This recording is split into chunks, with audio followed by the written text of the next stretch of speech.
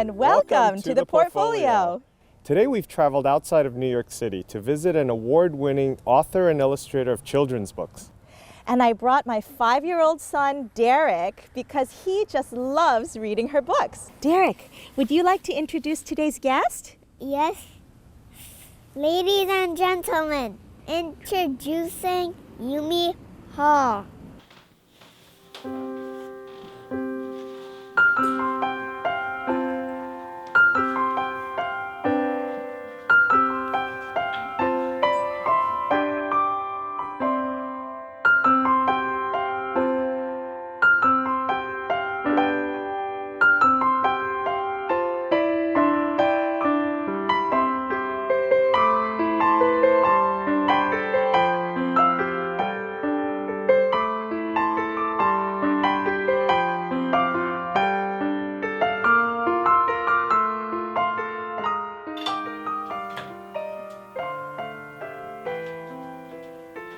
이거 오렌지 마셔. Do a lot of the exercise for your Achilles. Yes. I did it upstairs. 했어? 롤링은. 롤링도 했어? 롤링 안 했어? Yeah. Do you like it? Not really. No. I like the garlic. This is good. Garlic bagels. 뭐 한국 코리안 케이블에서 쇼해. Really? Talk show. Yes. It's so cool. A little bit later, Sojang's coming with her son. So we'll be filming today. That's so cool. Exciting, huh? Yeah. And you'll be part of it too. I am. You are. You're gonna be on. No, it's all right. It's okay. Can you 안녕하세요. So nice to meet you. I know, it took so long time. Nice to meet you, Kevin. Come on this way. This is my dining room. Where I am. And I took some of my books out. And there's a green frog. Yeah, the frog.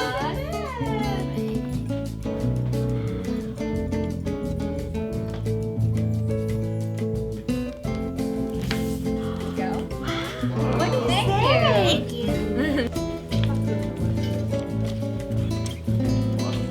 Yeah, I like it from Korea. Yumi, thank you for allowing us into your home today. Thank you. Thank you for having me in your show. I'm so glad.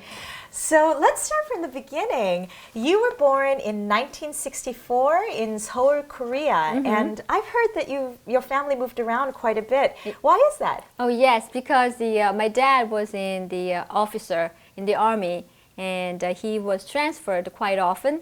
So our family had to move from town to town, mostly towns near the countryside. And what was it like growing up in the countryside? Oh boy, the countryside I think it's wonderful. As growing up in 1970s, and back then also Korea wasn't such a developed country at all. So I would say nature was my playground. So we didn't have any playground to play around at all. So the streams, catching the crayfishes, little school of fishes. We had rubber shoes. I put the rubber shoes in the water and just as a boat. Yeah. And we didn't have any the washing machine, no electronics. So the wash clothes at the stream, I would go with my mom and try wash the socks. So you really could appreciate nature and the Absolutely. flowers. Yes, and also growing up playing with the frogs all the time. Sure. I have two younger brothers. We always play by the rice paddies. I see. So no TV. No TV until I think I was in 6th grade, and before then, one of my neighbor would have television, black and white, and the reception wasn't even good at all. It's the black and white, not a zigzag line going through. But all the neighbors gathered together, watch. So amazed. I can't believe that little people are in their box and talking. Yes, that was amazing. What about a lot of the children's books? Did you get to read a lot of those when you were growing up? We didn't have many children's books, not like in America. They are in individual books. We had books about the classic fairy tales. And 춘향전, right, those sort of classic folk right, tales. fairy tales, folk tales with the 흥부놀부, Yes, sure. and 공지팥쥐. 공지팥쥐, 반쪽이. One of my first books came from 토끼의 심판, The Rab's Judgment. Right. Remember, I was reading that when I was little. I Yes. see. Now, have you always been interested in art?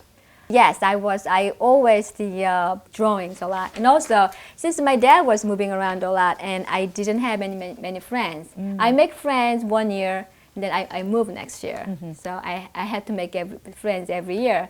So my mom thought that it's a good idea for me to go to maybe art studio, since she knows that I like to draw. So since junior high, I've been going to every day after school, learn how to draw and then paint watercolors. I see. And then what brought you to the United States? I was working as a graphic designer because I studied graphic design at college. And What college did you attend? I went to the Sangji University in Wonju Yes. because I wanted to go Seoul University, and I couldn't get in. For 2 years I tried, and You're regretting it now. no, not that, because I couldn't get it in. So I went to Sangji University because near my mom's. I didn't want to live in other places, and they had only graphic design department. They didn't have the fine art. I see. So I studied That's very interesting. I would think graphic design is a relatively new field in Korea. Right, at that in the back, time. yes. And also, it wasn't called even graphic design, it's some kind of like applied art department. So I don't know what it is. But see. I studied graphic design, and after that, I worked as a graphic designer at the amusement park.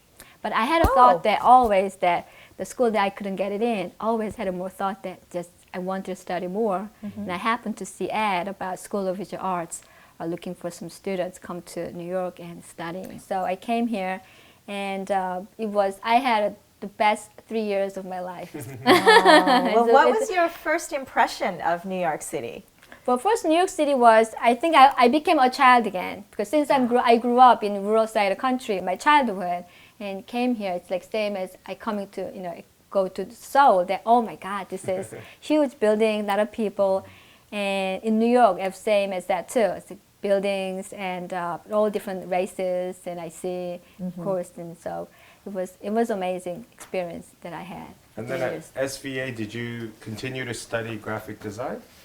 Oh, that's a good question. No. I went to graduate program. They had an illustration department. Back then, they didn't have any graphic design department. So I thought illustration was maybe close to enough to graphic design. So I studied for illustration. And did you experience any major cultural shock when you arrived here in New York City? Oh, absolutely. Language barrier issues? Right. For language, I think it took about maybe 3 years for me to speak. I know I don't speak correctly in grammar. It took 3 years for me to have confidence to say the yes or no, whatever answer is. And the studying experience was extremely different than it being in Korea. In college, when you study, we tend to do the same style as the teacher does. And also, we didn't have opportunity to say about what I was thinking, how we feel. So whatever the teacher Was told the- you to do right, is what you did. yeah, And what was exactly. their style that you had to Well, study? it was very, I would say, very realistic drawings, realistic paintings. And I'm so good at listening to grown-ups. Yeah. I was As a really good result girl. of this. Exactly. I'm a very good girl. I listen. I do well. But when I came here, nobody was telling me what to do. No one. That can be scary It was sometimes. very scary. Yes. I was completely, I was lost. They give us homework, they do the give subject, and I had to do assignments. I had no idea what to do. And I see other students, they do just scribbles, whatever they do. I mean, to me, it's a scribble, but they are so proud of what they're doing. And they have a lot to say. They say, oh, this is what I'm thinking. They give so much meaning to it. I had a difficult time to how to find my voice. So what did you do to overcome these difficulties? The language as well as finding your voice. I started to going out to Grand Central stations and Chinatown. Wherever I go, I took my sketch pads. I drew a lot.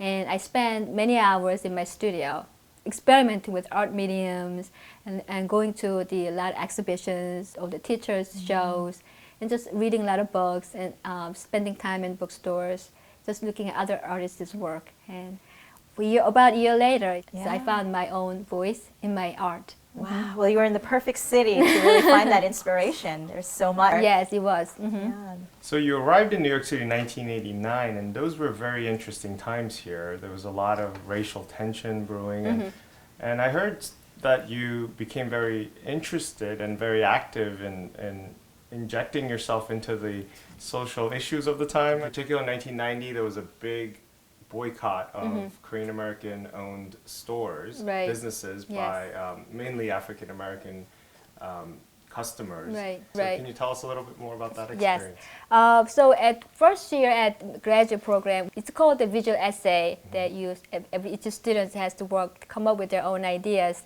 and to make some drawings for that. So when I heard there's Korean boycott in Brooklyn, I felt like so sad that it's the same, I'm the same people and all these people, the African Americans were boycotting. So that was very big interest to me because I never saw that before in my life. And it really was a tumultuous time.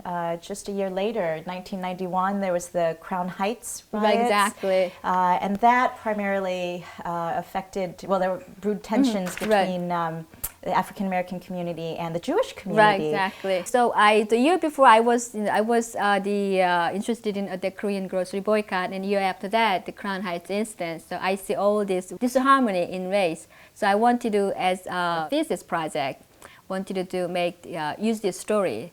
So I started making dolls to representing all different race. So I made the Korean boy, Korean mom and dad, and Jewish parents and boy, and also African American. Dolls, like paper dolls? No, it's not a paper doll. It's made a half moon shaped face with the stick, because I wanted to make the animations. So when you hold the two sticks, they hit each other. They can fighting.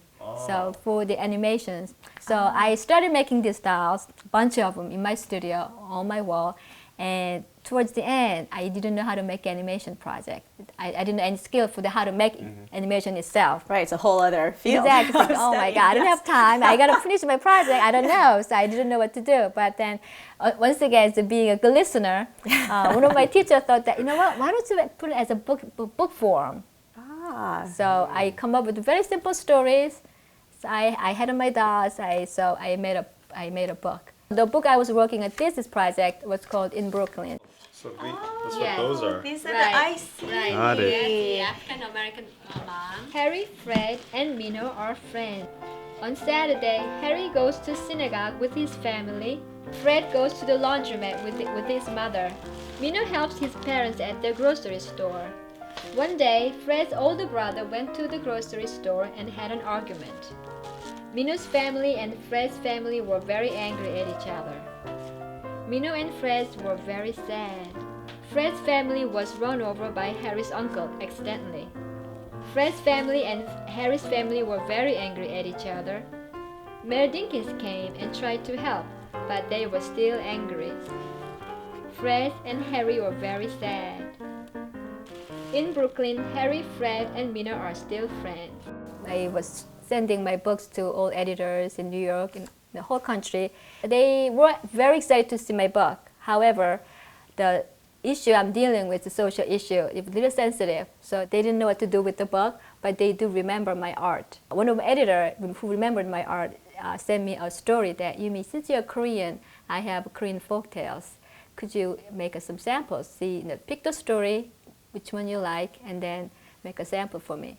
And I did it, and she absolutely loved it. So she gave me 2 books contract. I'm like, oh my God. The illustration side. Right, exactly. I didn't write the story back then. Right. Right. So you're very concerned about, or very in tune with preserving the integrity of folk tales and stories. And I remember we had a discussion once about Green Frogs, Right. which is The Green Frogs, Green which is Frog. your first book that you penned, as well as illustrated. The publishing company originally didn't want to publish this story. Oh, Why you is do that? remember that? That's a good one. A number of ago. publishing I companies know, were that- concerned about the ending. Yes, specifically. because the Green Frog story is at the end. There's mother frog dies. So in the back then, it was 1994. I sent them out my manuscript with the one sample art. And they liked my art again, but then again, the story is mother's dying. They're dealing with mother's death, so they weren't so sure about it. So one editor actually asked me to change the ending. Maybe it's their mother dies, that's too sad for the kids, that the kids not going to understand, their mother's death. But I didn't. But then one of the editor was really open, that she thought that it's really important to keep the ending for its authenticity. So I was very happy to meet her. I'm so glad that she was someone that understands my story. One of the most famous folk tales in Korea. So Yes. Yes, it's I know, great you know, that- because I always tell my children when I go to school visit, I tell them I was green frog because I didn't listen to my mom. Always green frog, and my mom always told me the story. The things that in the green frog, the art, the bugs, and all the critters, the things that I played with when I was little. Always all the of flowers, natures exactly coming the back into your art, flowers and the yes. fish, little fish, and all the things that I am very familiar with. I'm so glad that my childhood was with the nature because if I had not, my childhood was not with the nature. I don't think the green frog was I could create. Maybe it would be different art, but so being Korean and growing up in countryside, and my childhood was very special to me, and it did really a lot to do with my art. Yeah, well, it's beautifully illustrated, and we certainly love the book Thank very you. much. Now, you were also included in a book written by children's book historian Leonard Marcus, and the title of that book is Show Me a Story, Why Picture Books Matter, Right. Conversations with 21 of the world's most celebrated illustrators. What was it like for you to be included in this book with Mo Willems? I know, it's Mo Williams and Maurice Sendak and like Yes. all these Peter says, really, really big names. And I was so thrilled to be part of it. As a book reviewer, I see all the new picture books that are published in the U.S., and from the beginning of her career, her work struck me as original and very playful in a way that I thought children would enjoy more than most other books that I've seen. In general, American illustration has been anecdotal and more realistic than not over the years. I mean, there's tremendous amount of variation these days, and also I think the national boundaries have begun to fall away to some extent. People are influenced by things going on over the world. But unlike that tradition that I am aware of in American illustration, there's a playfulness and a kind of sense of fantasy in Yumi's way of picturing a scene, showing a character just kind of flying through the air for no apparent reason, populating her pictures with all sorts of funny little details. They're sort of decorative, but they also feel like a kind of private visual language that she puts into her little spiral shapes, for example, which appear everywhere. And to me, they create a kind of sense of energy and surprise, almost like a force field of energy. I mean, energy in the literal sense, that is unique to her work, and which I imagine, and I can only guess at my age, that children would find really fascinating. What pets can I get? I'm not quite ready yet. Let me think. Let me see. It's all up to me. A small pet, a tall pet, a curled and a bald pet. Squeaking pets, speaking pets, ouch, finger tweaking pets. Kissing pets, hissing pets, even tail missing pets. Neighing pets, laying pets, kneeling and praying pets. Well, you also participated in the MTA Art for Transit. You created a beautiful exhibition of stained glass windows titled Q is for Queens. Right. Tell us about that exhibition and how did you get involved with that? Well, one of my teacher found out that MTA is looking for some artists to design the windows, and he thought maybe Yumi, why don't you apply for it? So I did it, and I was chosen for 5 finalists to come up with the proposals. So we had a meeting with 5 artists to get together. We met and we went to see the site where the window is going to be installed, and at that time, I was working on a book, it's called Aids for Asia. So to me, you know what, the Queens is multicultural, most diverse community in the city. So why don't I represent everybody here as much as I can, as well as their landmarks in Queens. So I picked the pictures about A's for Aqueduct Race Park, B's for Botanical Garden, K's for Korean festival. It's called 농악춤. Yes. When they have the Sure. they go the Gwengari. ribbon. Yes. Exactly. Right. I have that. Yes. So I did that. So, Baduk? Are there? no, instead of baduk, they have changi part there for Oh, X, changi. changi Oh, I for see. at the end. Yes. Yes, I have that too. It was a great experience for me. I created small drawings, and I had to transfer the for I think 9 by 4 feet besides the actual size windows. So how many stained glass windows were 30. there in the end? 30. 30 of them I Wow. did. Yes, I alphabet see. was 26 Right, letters. so what did Yes. you do with the other 4? 4 would be just in general about the children's. I have that, and the general scene of in Queens. And how long did this take? It started 96. I finished 1999, so it took 3 years. Oh, I see. Yeah. Now, where can we see these Right, where are beautiful these? windows? Where exactly are Oh, they they're placed? on number 7 train, 33rd and 40th and 46th stations.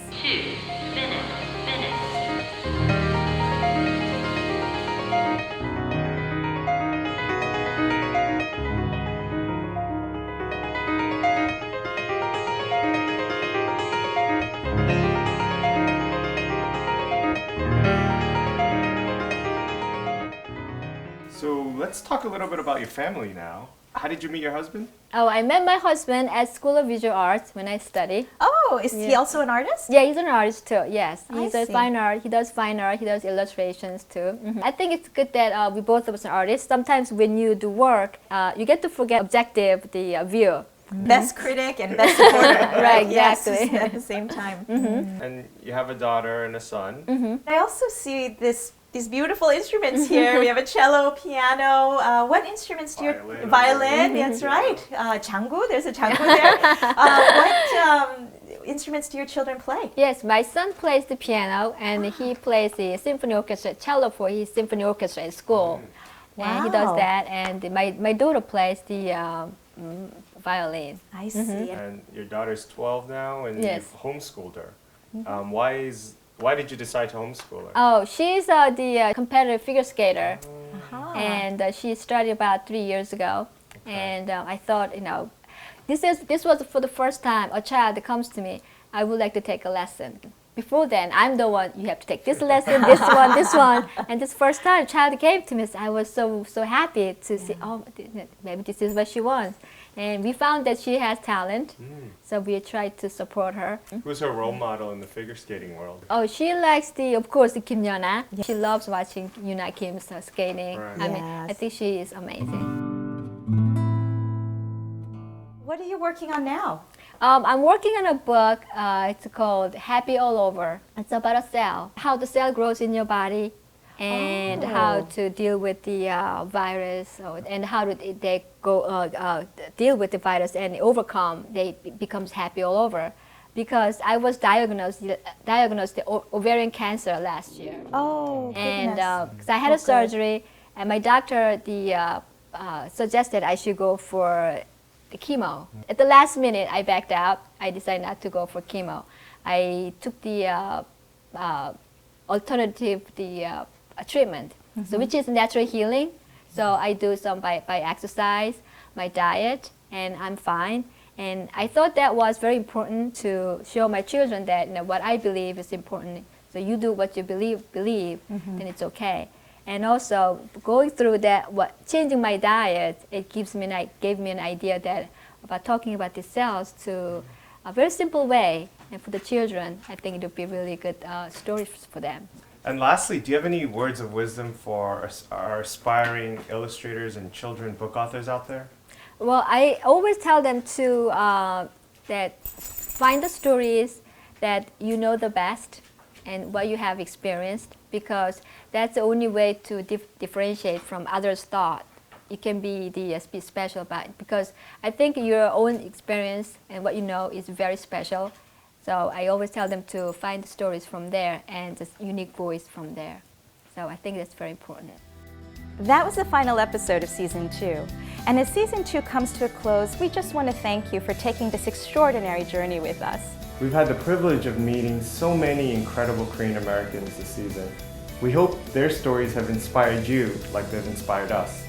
But we have a lot of ground to cover still, and we look forward to bringing more stories of creative, brilliant, hardworking, and inspiring Korean Americans with you. Thank you for allowing us into your lives this season. It's been a tremendous pleasure. See you soon.